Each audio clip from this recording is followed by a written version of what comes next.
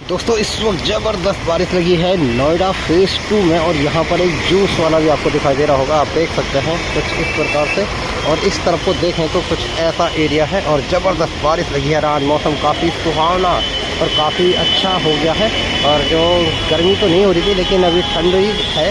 और इस वक्त का नज़ारा आप देख सकते हैं, संडे का दिन है, ज़्यादा भीड़ नहीं है और काफ़ी लोग बारिश के कारण तो आज घर से निकले भी नहीं है। भाई आप देख सकते हैं कुछ इस प्रकार का ये एरिया है और काफ़ी ट्रैफिक नहीं है। और सामने पर एक खूबसूरत सी सॉफ्टवेयर की कंपनी है, इधर को देखें तो बोर्ड लगा हुआ है और यहाँ पर बहुत सारे लोग ये पेड़ के नीचे खड़े हैं और मैं खुद पेड़ के नीचे खड़ा हूँ, बट मैं भीग गया हूँ और यहाँ से मुझे जाना है रोड क्रॉस करके पल्ली पार। तो चलिए चलते हैं, बारिश में थोड़ा भीग जाऊँगा, कोई नहीं। और आप देख सकते हैं कुछ इस प्रकार का खूबसूरत सा नज़ारा भाई।